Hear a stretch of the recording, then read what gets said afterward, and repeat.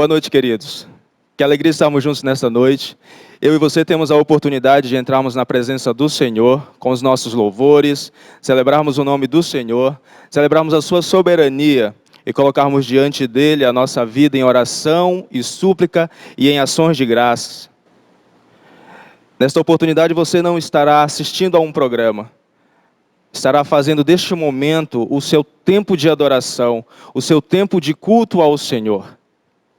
Neste momento nós estaremos orando ao Senhor, pedindo o direcionamento, pedindo a orientação do nosso Deus, para que Ele esteja na condução deste culto, abençoando as nossas vidas. Santo Deus e amado Pai, nós te bendizemos neste lugar, exaltamos, adoramos o Teu nome, ó Pai. Tu és o único digno de todo louvor, de toda adoração, e por isso a Tua igreja reunida te adora, te exalta, celebra ao Senhor. Pedimos que o Senhor esteja nos abençoando, pedimos que o Senhor esteja direcionando este culto que é ao Senhor. Ó Deus, esteja abençoando a cada lar, a cada família, em nome de Jesus. Amém. Neste momento nós estaremos louvando ao Senhor, cantando o hino de número 25 do nosso inário para o culto cristão. Tu és fiel, Senhor.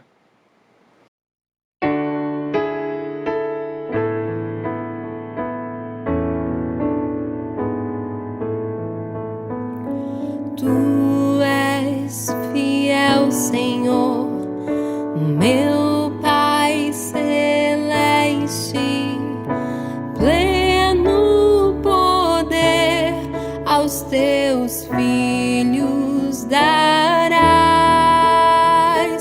Nunca mudaste, tu nunca faltaste.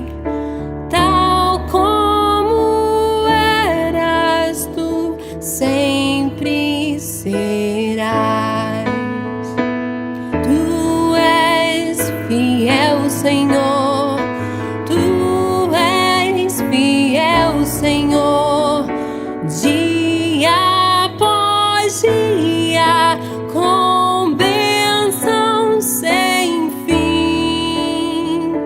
Tua mercê me sustenta e me guarda. Tu és fiel, Senhor, fiel a mim.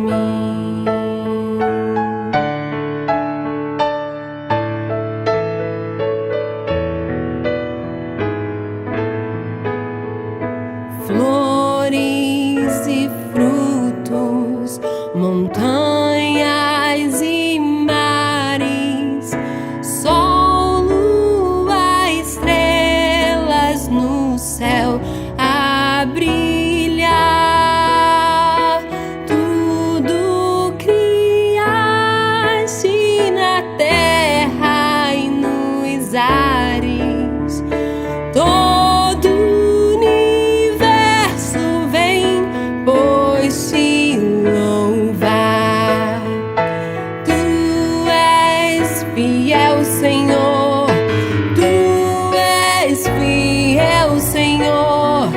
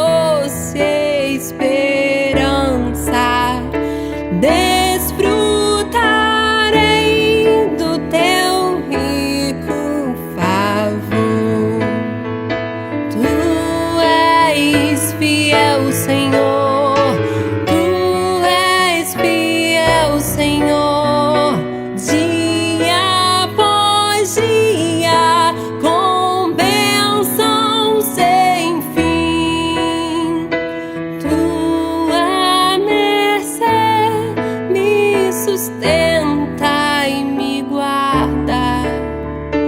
Tu és fiel, Senhor. Tu és fiel, Senhor. Tu és fiel, Senhor. Fiel a mim.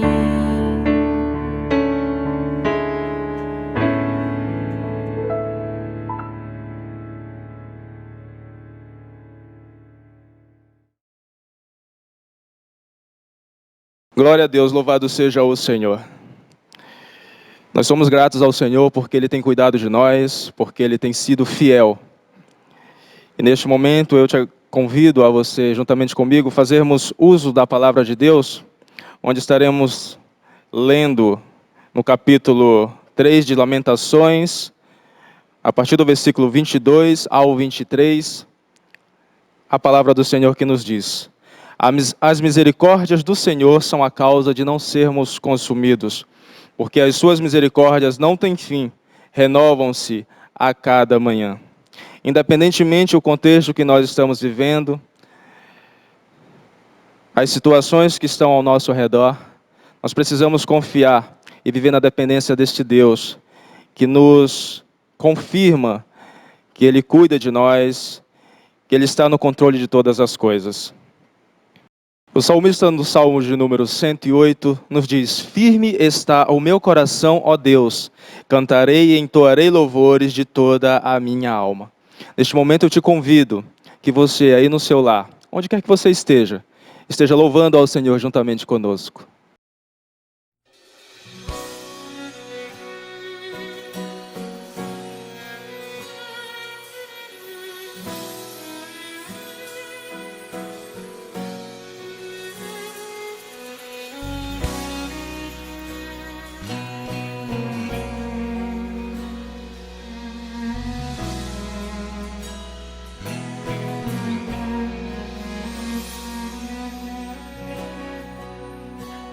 Eu vou clamar, pois tudo vem de ti e tudo está em ti. Por ti vou caminhar, tu és a direção, o sol a me guiar. Tudo pode passar, teu amor jamais me deixará. Sempre há de existir novo amanhã preparado pra mim. Preparado pra mim.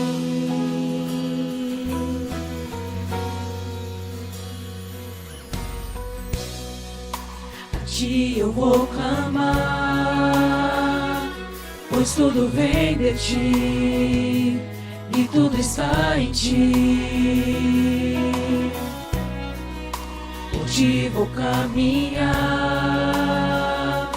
tu és a direção, o sol a me guiar. Tudo pode passar, teu amor jamais me deixará. Sempre há de existir novo amanhã preparado pra mim. Preparado pra mim. Preparado pra mim.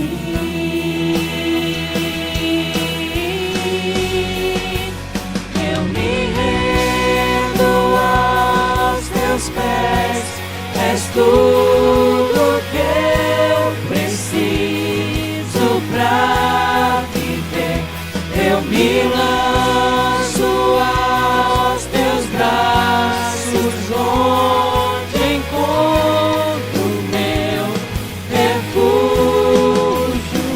Eu me rendo aos teus pés,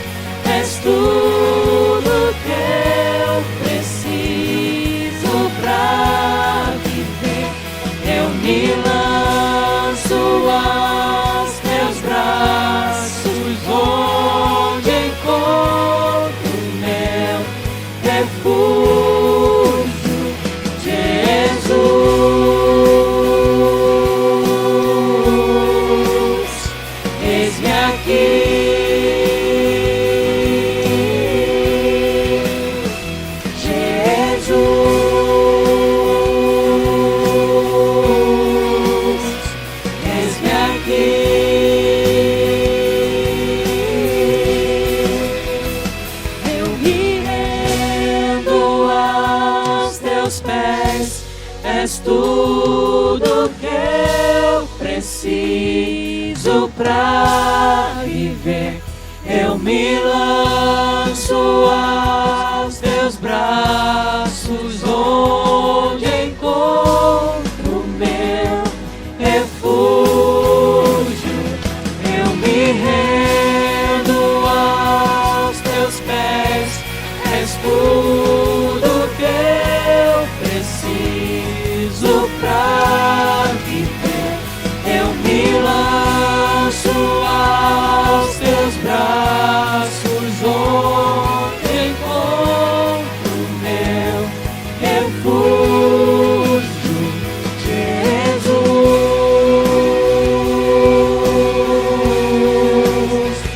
Eis-me aqui.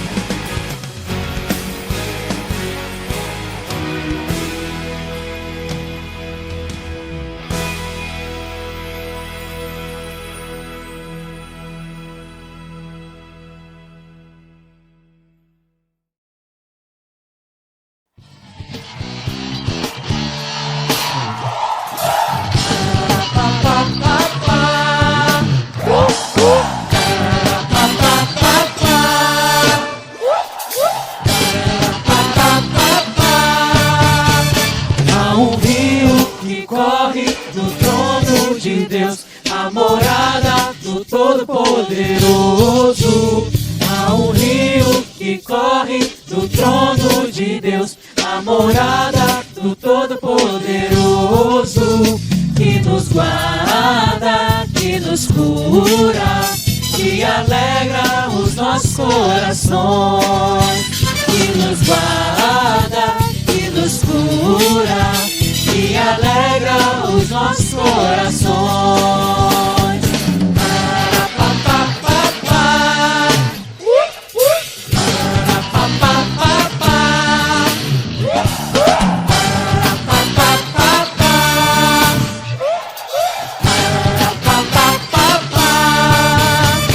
Há um rio que corre do trono de Deus, a morada do Todo-Poderoso.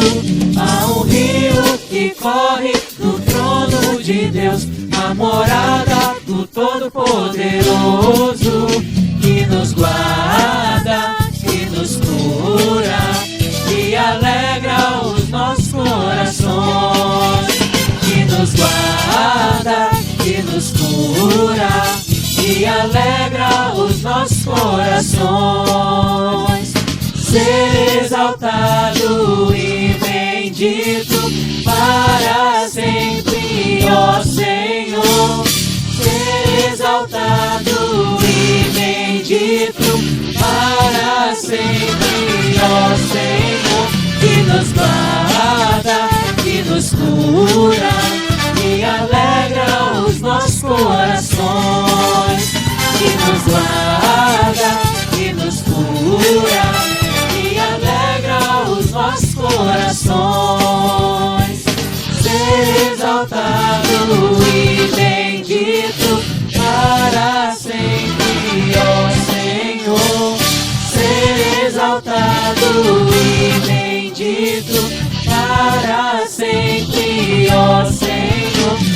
nos guarda, que nos cura, que alegra os nossos corações. Que nos guarda, que nos cura, que alegra os nossos corações.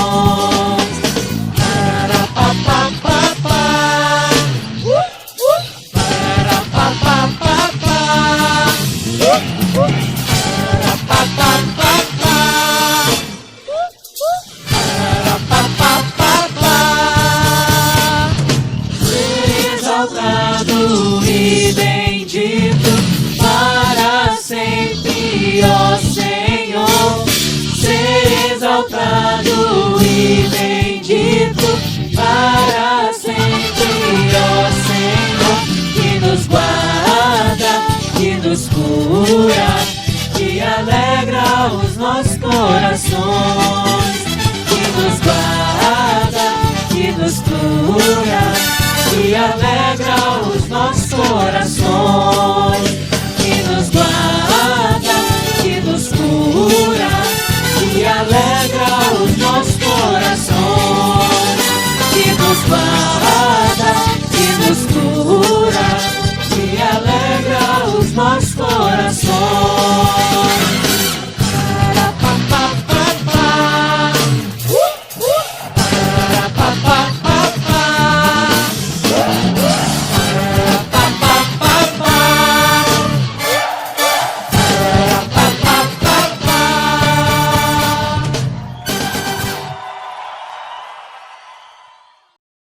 Aleluia, louvado seja o Senhor. Como é bom render louvores ao nosso Deus. E nessa oportunidade eu quero te convidar, juntamente com a sua família, a nós mais uma vez orarmos ao Senhor.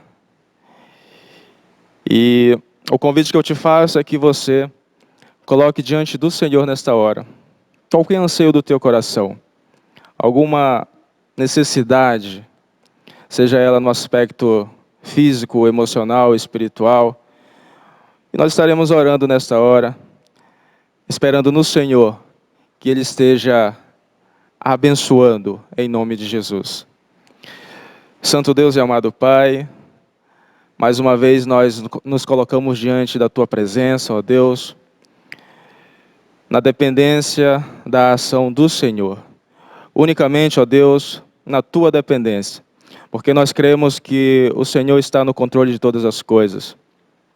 Cremos que o Senhor é um Deus poderoso, soberano, que cuida de nós, que vê as nossas necessidades, que vê as nossas lutas diárias. E pedimos que o Senhor esteja abençoando, Senhor, a cada família, independentemente do contexto que esteja vivendo, a situação que esteja passando. Ó Pai, que o Senhor esteja visitando, que o Senhor esteja, por meio do Teu Espírito Santo, abençoando a cada um de uma forma especial. Visita, ó Deus, aqueles que estão enfermos, restaura, Senhor, para que juntos nós possamos, ó Deus, engrandecer o Teu nome, exaltar ao Senhor, por todas essas bênçãos, ó Pai, que certamente o Senhor há de realizar na vida do Teu povo, na vida daqueles que se colocam à disposição do Senhor. No nome santo de Jesus eu te oro e já te agradeço. Amém e amém. Neste momento, nós temos a oportunidade, juntamente com o nosso irmão Sebastião, de louvarmos ao Senhor. Nesse momento, vou louvar ao Senhor com um cântico que tem como título Lançando sobre Ele toda a nossa ansiedade. Não deixemos, amados, que as preocupações deste mundo atrapalhem, prejudiquem a propagação do Evangelho do Senhor Jesus Cristo realizado por cada um de nós.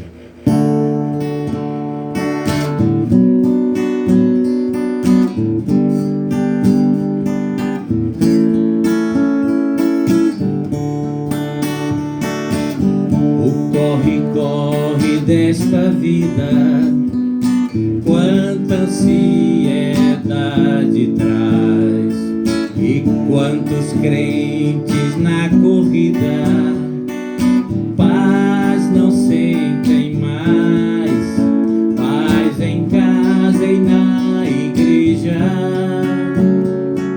juntos com os seus irmãos e a vida abundante já não há no coração. Embora salvo para sempre, você precisa crer que Deus já reservou pra gente a alegria de viver, abrir mão de preconceitos ou talvez objeções. Move os olhos à palavra, vê o que Deus tem pra nós, lançando sobre ele a tua ansiedade, pois ele, o Senhor, é quem cuidará de ti. Oh, não há por que temer, se a palavra do Senhor cada dia é bom saber que em Cristo tu és mais que vencedor.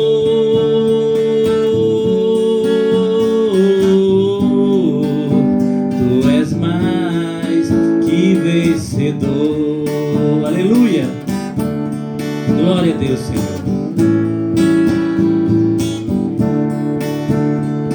O corre, corre desta vida, quanta ansiedade traz, e quantos crentes na corrida paz não sentem mais, paz em casa e na igreja, juntos com os seus irmãos, e a vida abundante já não há no coração.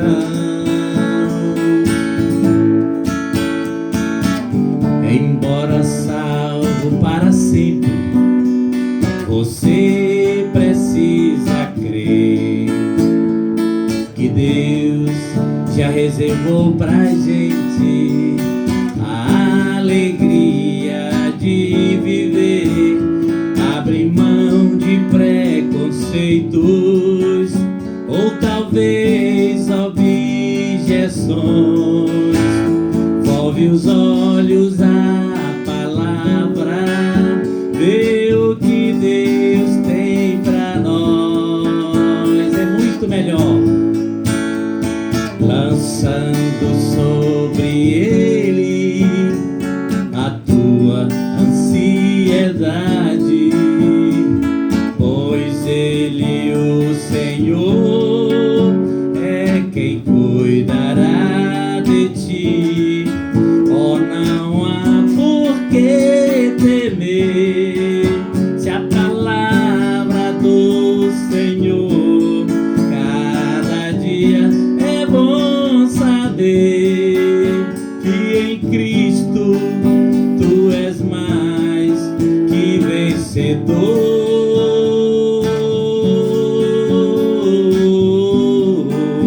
Tu és mais que vencedor.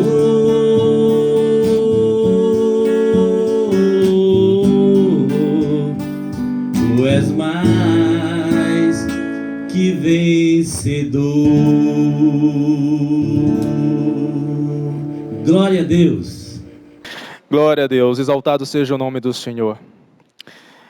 Grandes coisas fez o Senhor por nós e continua fazendo, abençoando o seu povo, abençoando a todos que dependem da soberania do Senhor.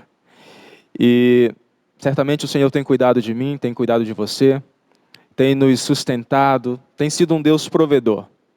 E nessa oportunidade eu quero te convidar a você dizimar, a você ofertar.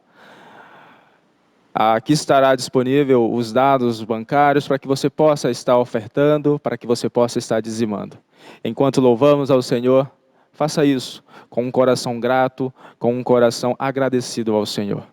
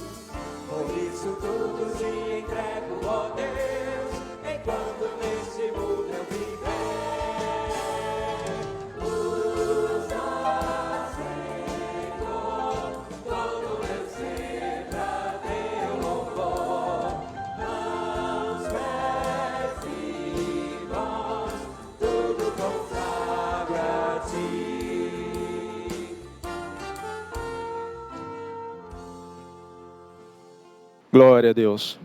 Vamos orar? Santo Deus e amado Pai, mais uma vez nós nos colocamos diante do Senhor, em súplica, em rendição, agradecendo ao Senhor pelo teu cuidado para com o teu povo, pela provisão do Senhor, pelo sustento do Senhor. Continua abençoando, Senhor, a cada família, dando sustento ao Pai. Ó Deus, e aquele que por algum motivo, ó Pai, está necessitado, que o Senhor Deus esteja providenciando, que o Senhor esteja abençoando em nome de Jesus. É o que nós te pedimos e já te agradecemos. Amém e amém. Mediante a tudo que aqui já fizemos, os louvores aqui entoados, nós queremos te convidar neste momento a esta parte muito especial, onde por meio da palavra do Senhor, o irmão Paulo estará trazendo ao seu coração uma mensagem de Deus.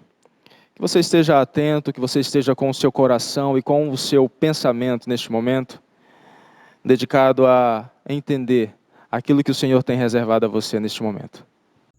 Boa noite, amados irmãos. É um prazer, um privilégio estar aqui com os irmãos. Quero saudar todos com a graça e a paz do Senhor Jesus e também todos os que estão nos assistindo através desse canal nesta noite. Quero dizer que é uma honra poder estar aqui para ministrar a palavra do Senhor, e tudo é para a honra e a glória do Senhor Jesus Cristo. Que Deus nos abençoe nesta noite, que edifique as nossas vidas através da sua palavra. Eu gostaria de convidar os irmãos a abrirem as suas Bíblias no livro do Apocalipse, no capítulo 2. Apocalipse capítulo 2, nós vamos ler do versículo 8 até o versículo 11. É um texto bastante conhecido, que nós conhecemos como as cartas adicionais, né? Temos as epístolas, as cartas gerais, pastorais, que já estão aí escritas na Bíblia, mas no final aqui Deus revela para João o Apocalipse e coloca também essas cartas que são conhecidas como cartas adicionais, de suma importância para a vida da igreja, porque vai preparar a igreja justamente para os últimos dias. Todo o livro do Apocalipse é isso, a escatologia, né? A revelação dos últimos dias, e preparar a igreja para aquilo que é a vontade de Jesus Cristo. Amém? Então vamos ler aqui Apocalipse capítulo 2, do versículo 8 até o 11, que diz assim na minha versão aqui, que é a NVI, a Nova Versão Internacional, mas que é a mesma palavra de Deus. Ao anjo da igreja em Esmirna, escreva: estas são as palavras daquele que é o primeiro e o último, que morreu e tornou a viver. Conheça as suas aflições e a sua pobreza. Mas você é rico. Conheço a blasfêmia dos que se dizem judeu, mas não são, sendo antes sinagoga de Satanás. Não tenha medo do que você está prestes a sofrer. O diabo lançará alguns de vocês na prisão para prová-los, e vocês sofrerão perseguição durante 10 dias. Seja fiel até a morte, e eu lhes darei a coroa da vida. Aquele que tem ouvido, ouça o que o Espírito diz às igrejas. O vencedor de modo algum sofrerá o dano da segunda morte. Amém? Meus queridos irmãos, vamos fazer uma breve oração. Senhor meu Deus, Pai Santo, Pai querido, Pai amado, nós estamos aqui, Senhor, para louvar, glorificar e bendizer o Teu nome santo. Senhor, hoje eu te peço, Pai, vem nos edificar através da Tua palavra, trazer uma mensagem, Senhor, do Teu Espírito Santo para as nossas vidas, Senhor, porque precisamos, Pai, ser alimentados todos os dias pela Tua palavra. Por isso, Senhor, nesta noite, edifica as nossas vidas, edifica a Tua igreja, Senhor, para o Teu grande propósito de redenção e de vida eterna nas nossas vidas. Em nome de Jesus é que eu te peço. Amém.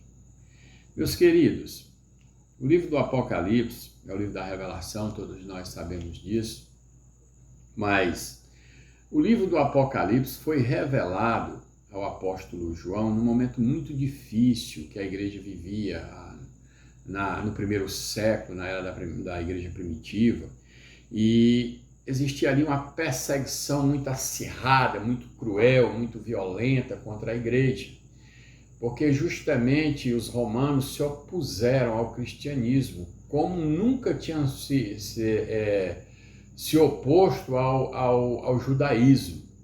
Aceitavam o judaísmo, deixaram que dentro de Jerusalém, quando eles conquistaram Jerusalém, a religião oficial continuasse sendo o judaísmo, mas o evangelho de Jesus Cristo, o cristianismo, nunca foi aceito. E chega uma era de uma perseguição violenta, acirrada, que é justamente a era do que se dá início ali com o imperador Nero, né? E uma era de perseguição muito forte à igreja. E a igreja ela está um pouco perdida em tudo isso, sem entender o que está acontecendo. E alguns já estão até mesmo se submetendo à vontade do imperador, porque o imperador exigia que se prestasse um culto à sua imagem como um semideus, uma divindade, e muitos já estavam cedendo a esta pressão. E Jesus, quando ele adiciona essas cartas às 7 igrejas da Ásia, nós sabemos que simbolicamente, é claro que eram 7 cartas às 7 igrejas contemporâneas da época, as igrejas da Ásia, mas também elas simbolizam ali 7 períodos da igreja, ou 7 eras, 7 fases, como queiram, que simboliza esse período da primeira à segunda vinda de Jesus Cristo, que é o período cristão, da igreja, do cristianismo, né, propriamente dito. E essa igreja ela vai passar por várias fases, por vários momentos, embora que em todos os momentos a igreja fiel, verdadeira existe, mas vai mostrar também que vai passar por um momento de turbulência, de adversidade, e que muitos irão se submeter a certas situações que não condiz com o padrão bíblico, com o padrão cristão. Então Jesus, em 5 dessas 7 cartas, ele faz elogios, né? Em 4 ele faz elogios, mas também ele vem com críticas e advertências severas. E uma dessas igrejas, que é justamente a de Laodiceia, não existe nenhum elogio, somente crítica e advertência. Porém, para a igreja de Esmirna e para a igreja de Filadélfia, Jesus só tem elogios e palavra de conforto e esperança. Mas por quê? Porque essa igreja, a igreja de Esmirna, que nós acabamos de ler aqui nesse texto, é uma igreja que representa o período das perseguições, do martírio dos cristãos. Haja vista que Policarpo, que foi um dos principais pastores ou o principal pastor dessa igreja, esse homem ele foi martirizado de uma forma cruel. Ele foi queimado vivo no ano 159 depois de Cristo. Ele foi queimado vivo justamente porque não negou o nome de Jesus Cristo para se submeter à adoração à divindade do imperador romano. E esse Policarpo ele foi um discípulo do apóstolo João. Mas a história conta que quando Policarpo foi ser martirizado e os seus algozes, aquela população enfurecida, levou a madeira para fazer a fogueira para ele ser queimado, e quando acenderam o fogo, disse que Policarpo, a história conta que Policarpo riu do fogo, porque Policarpo tinha certeza de que Deus tinha algo superior guardado para ele, além de tudo aquilo que estava acontecendo, daquela circunstância, daquele sofrimento. Ele sabia exatamente para onde ele iria. E Jesus ele começa essa carta, essa igreja, dizendo da seguinte forma: ao anjo da igreja em Esmirna escreva, ou seja, ao pastor, ao líder, aquele que está à frente: estas são as palavras daquele que é o primeiro e último, que morreu e tornou a viver. Em todas as cartas, Jesus ele se posiciona em relação à igreja conforme a igreja está procedendo.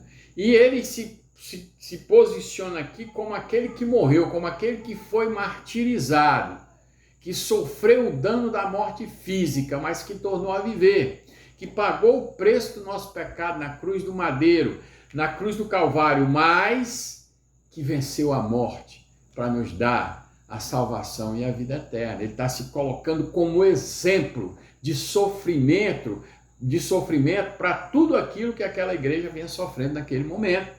E ele diz: eu sou o primeiro e o último. Ele está se colocando aqui como único. Ele está dizendo: eu sou a origem de tudo primeiro. Eu sou toda a vida, ela é originária de Jesus Cristo. Tudo vem de Jesus, tudo é para ele e por ele. E ele é o final de tudo, ele é o foco de tudo. Ele é a eternidade, a vida eterna. Ele é a garantia da nossa vida eterna. Toda forma de vida tem origem em Jesus Cristo. Seja ela humana, seja ela animal, ou seja ela vegetal, ou seja de que forma for. Tudo foi criado por ele e para ele. E tudo tem um fim nele. Ou seja, a eternidade. A eternidade. Até mesmo aqueles que não creem, que estão condenados, o fim está nas mãos de Jesus, porque a Bíblia diz que a fumaça do seu tormento subirá para todo sempre, na presença dos santos anjos e do Cordeiro. Tudo é Jesus, tudo está em Jesus. E Jesus vai se apresentando para essa igreja, mas ele vai também confortando essa igreja e mostrando que ele conhece e sabe que ele está a par de tudo que está acontecendo com essa igreja.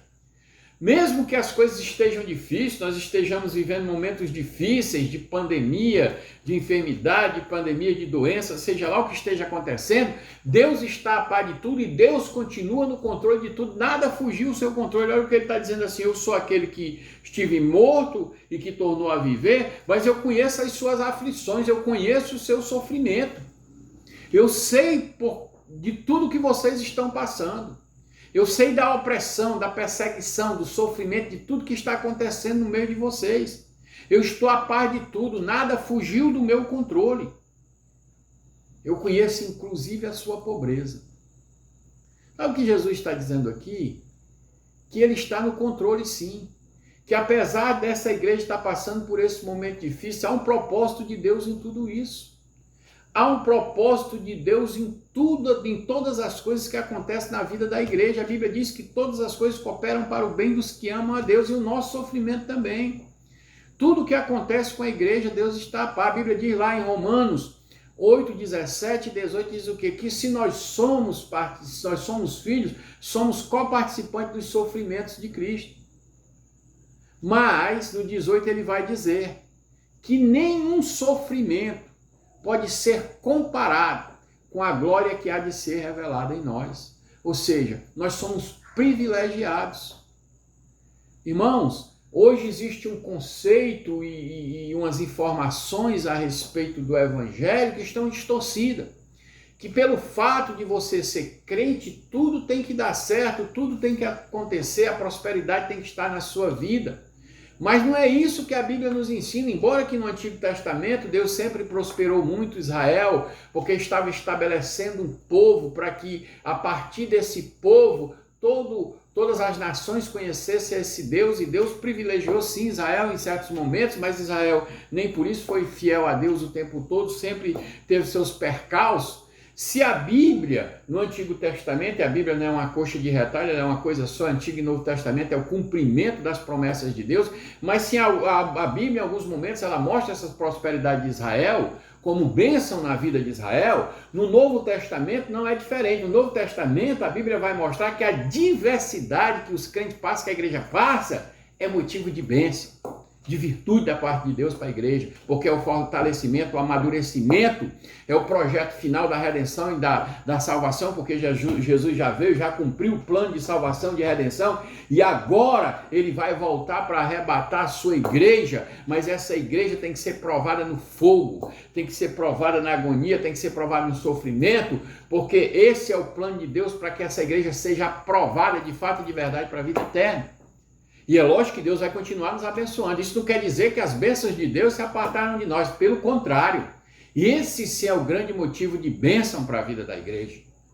Porque isso mostra que de fato nós somos crentes, porque estamos sendo perseguidos. A Bíblia diz isso: no mundo tereis aflição. No mundo sereis perseguidos. Eis que o diabo desceu do céu para a terra com grande fúria, para perseguir mesmo a igreja. Foi lançado para perseguir a igreja. Mas os crentes fiéis, aqueles que são verdadeiros, perseveram até a fim. Se eu conheço o seu sofrimento, conheço a sua pobreza. Pobreza essa que não vinha pelo fato de ser uma classe socialmente inferior, ou uma pobreza crônica, não. Uma pobreza que vinha das perseguições, porque os crentes, por serem fiéis a Deus, perdiam seus negócios, perdiam suas propriedades. A Bíblia diz isso claramente lá em Hebreus, está aqui Hebreus, abra sua Bíblia aqui em Hebreus 10, vamos ler aqui Hebreus 10, 34, olha o que a Bíblia diz. A Bíblia diz da seguinte maneira: vocês se compadeceram dos que estavam na prisão e aceitaram alegremente o confisco dos seus próprios bens, pois sabiam que possuíam bens superiores e permanentes, ou seja, eles tinham a plena confiança de que o que Deus tinha para eles era permanente e eterno. Permanente quer dizer eterno. E que as coisas terrenas eram passageiras. Estava perdendo ali agora, naquele momento, e até sofrendo por tudo isso, mas sabia que a garantia das bênçãos celestiais eternas, permanentes, estavam sobre eles. E não iam abrir mão dessa bênção eterna, dessa bênção permanente, por uma bênção passageira, efêmera. Não.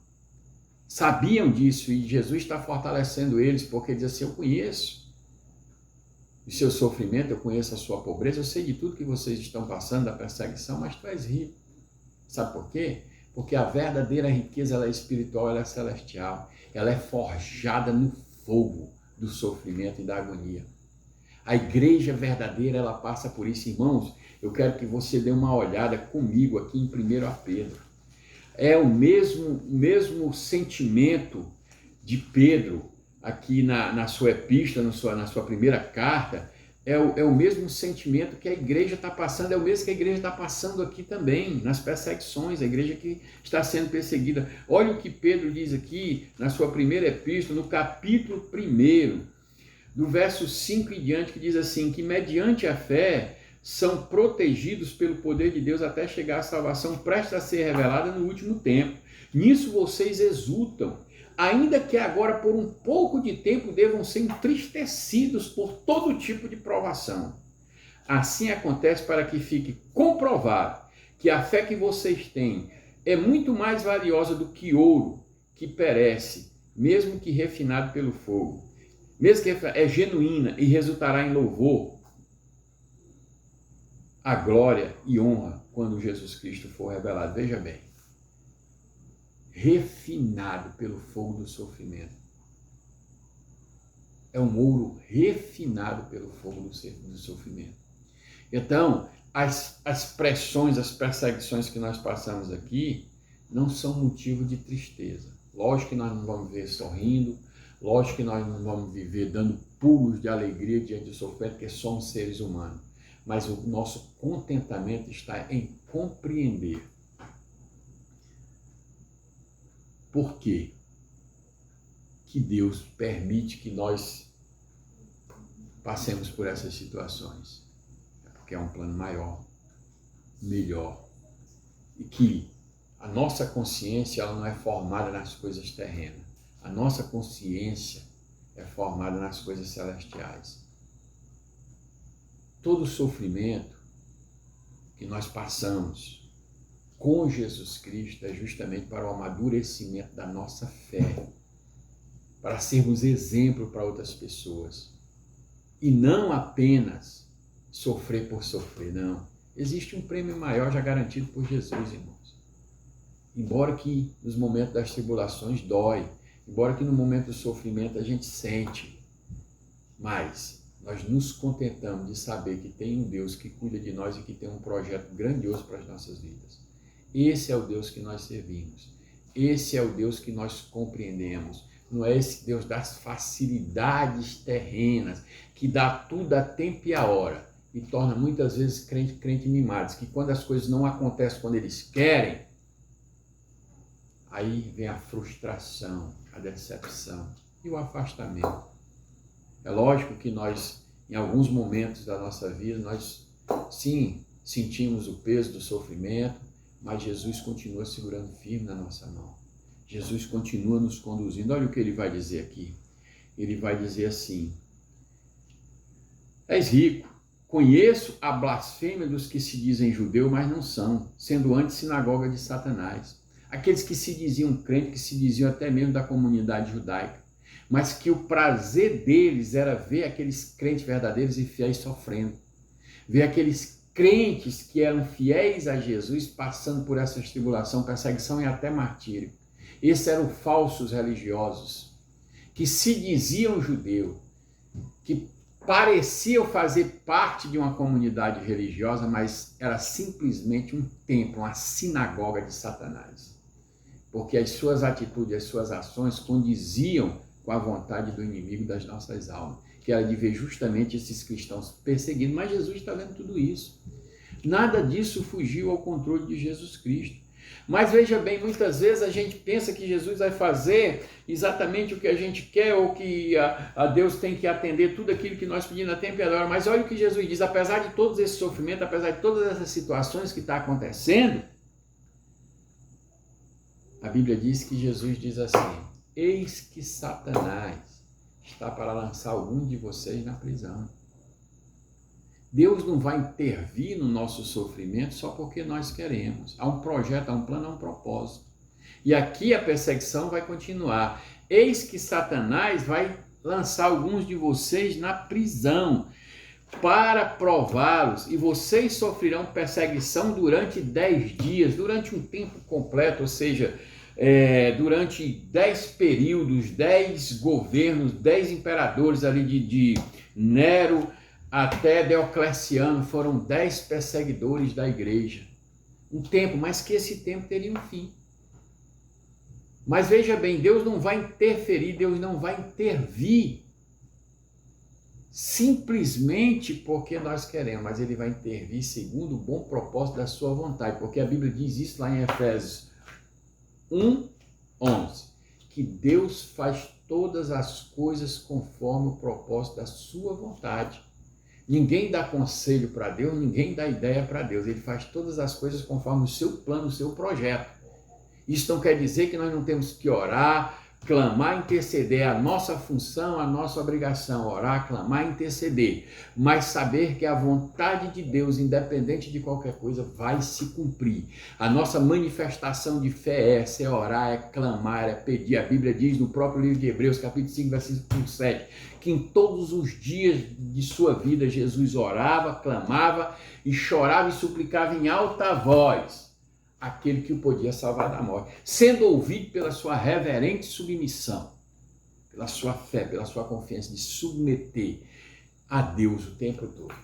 E era Jesus Cristo, sendo filho, foi ouvido por causa da sua reverente submissão. Da mesma forma somos nós, mas os planos de Deus se cumpriam, os projetos de Deus se cumpriam na vida de Cristo, e os projetos de Deus vai se cumprir na nossa vida.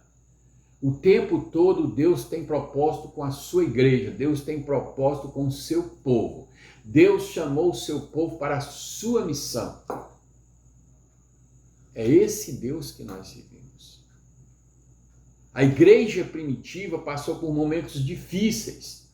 No capítulo 11 de Hebreus vai falar de homens que nós chamamos de igreja invisível, de homens que foram cerrados ao meio. Nós sabemos que foi Isaías, cerrado ao meio. Nós vamos falar de homens que foram presos, mas não quiseram ser soltos para dar bom testemunho. Esse é o legado de uma igreja genuína e uma igreja verdadeira que suportou o sofrimento para deixar o exemplo e o testemunho para os outros que viriam depois. A igreja primitiva sofreu tudo isso para deixar esse legado para as igrejas posteriores. E nós somos uma dessas igrejas. E nós fazemos parte dessa igreja.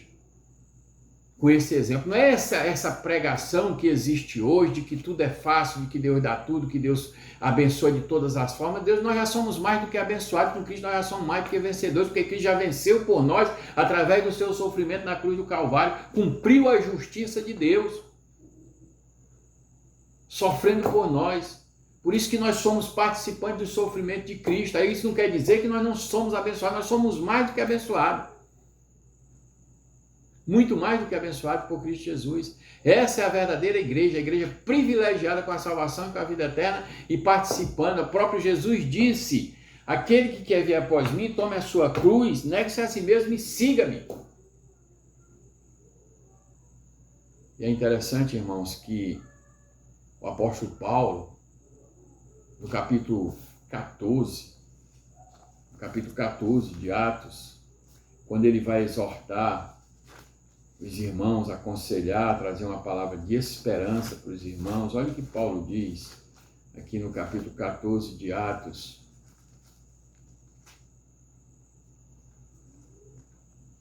Diz assim, versículo 22. Fortalecendo os discípulos e encorajando-os a permanecer na fé, dizendo: é necessário que passemos por muitas tribulações para entrarmos no reino de Deus.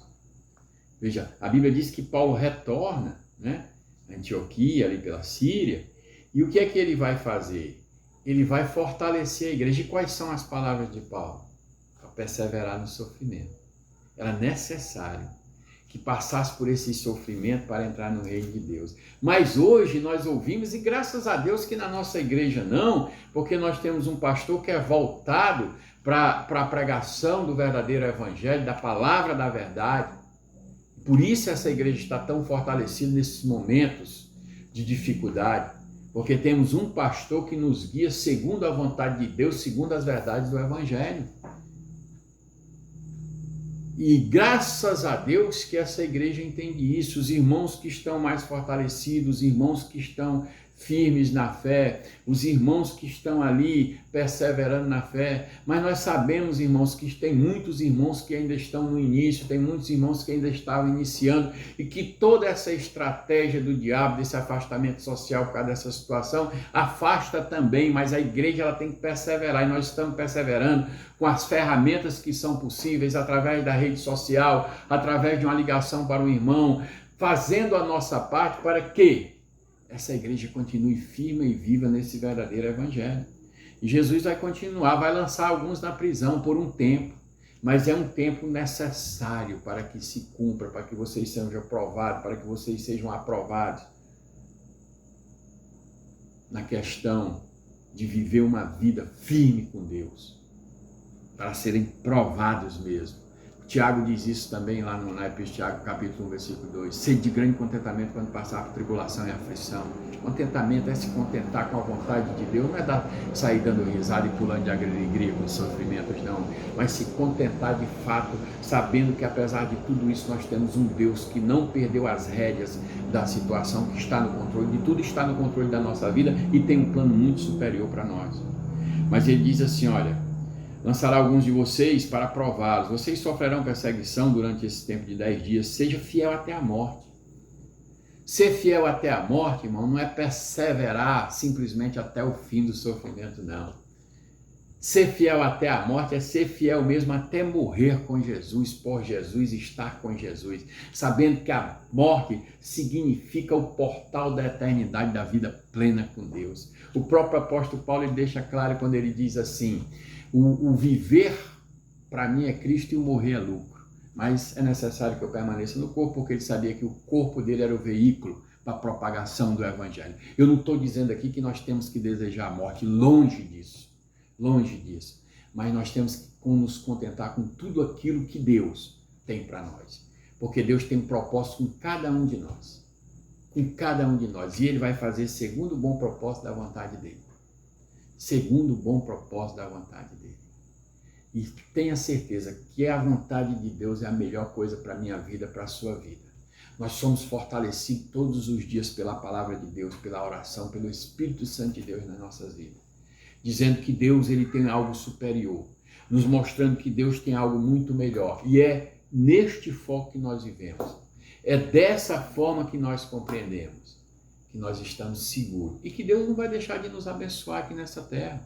Mas, irmãos, a grande realidade do Evangelho é diferente muitas vezes do que se propaga nas mídias sociais, na televisão, e eu sei que ainda tem muitas igrejas sérias, porque a palavra de Deus diz que as portas do inferno não prevalecerão sobre a igreja de Cristo. Nós sabemos que a igreja remanescente, a igreja verdadeira, mas nós temos muitos formadores de opinião hoje aí, trazendo qualquer tipo de pregação, ou até mesmo de palestras de autoajuda e usando a Bíblia, usando o Evangelho, mas que não se trata de Evangelho.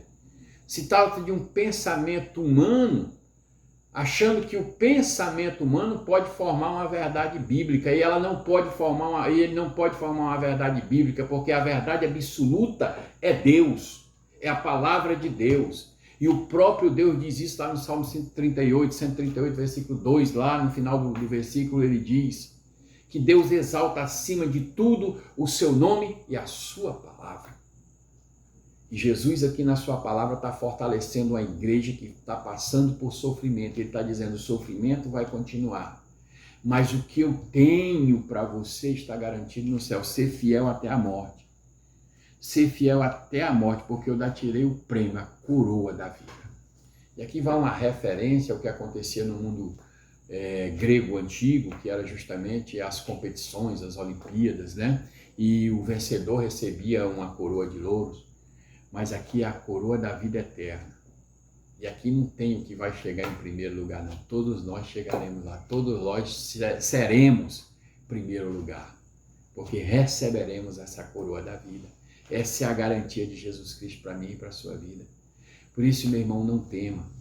A igreja ela é perseguida mesmo, não só no passado como no dia de hoje. Hoje nós temos uma estatística de que há mais de 200 milhões espalhados de crentes no mundo inteiro, em países de perseguição religiosa, que quando aceitam Jesus como seu Salvador, eles não aceitam Jesus porque vão receber um benefício terreno, não. Eles não aceitam Jesus porque vão receber uma garantia de prosperidade aqui nessa terra, ou cifras bancárias, ou propriedades, não. Eles aceitam Jesus sabendo que o prêmio maior é a salvação e a vida eterna, porque a lei do país dele vai condená-lo, ele vai se tornar um marginal. Tem muitos crentes que chamam-se de crentes secretos. Como na antiga Roma, na própria Roma existiam os crentes das catatumbas romanas, que se reuniam naquelas catatumbas, nos esgotos, nas galerias, para cultuar a Deus, e muitos foram jogados ali, enterrados ali. Muitos. Mas perseveraram até a morte, foram fiéis e não negaram o nome de Cristo. Hoje em dia também tem, irmãos. Tem um testemunho muito bonito, que eu quero falar aqui muito rapidamente, de um pastor chamado Mohammed, no Sudão do Sul, um muçulmano que se converteu ao cristianismo, e a sua família era uma família muito importante no meio islâmico, e ele teve que fugir, sair de casa, mas continuou sendo perseguido e se tornou pastor. E tem um pastor aqui chamado Mário Freitas, que cuida de uma missão de ajuda às igrejas perseguidas no mundo inteiro, e esse pastor tinha o costume de viajar para o Sudão do Sul, e de vez em quando quem o recebia lá era justamente o pastor Mohammed. Uma certa feita, quando ele chegou lá, um pastor Mohammed se atrasou e ele ficou esperando, e quando o pastor Mohammed chegou para buscar, ele chegou, né, batido, tinha sido espancado, açoitado, e o pastor ficou assustado com aquilo e perguntou para ele o que tinha acontecido, por que ele tinha se atrasado, porque estava daquela forma, todo machucado. E ele disse que eram os perseguidores e que sempre foi perseguido, e começou a contar um pouco da história dele. O pastor ficou estarrecido, disse: é a primeira vez? Disse: não, sempre acontece. E ele contou uma história de que a sua filha, uma adolescente, foi apedrejada na rua, ficou muitos dias acamada, sem poder andar por conta de ter sofrido esse ataque de muçulmanos, né? Que alguns homens já tinham invadido a sua casa, maltratado a sua família na presença dele, abusado da sua esposa.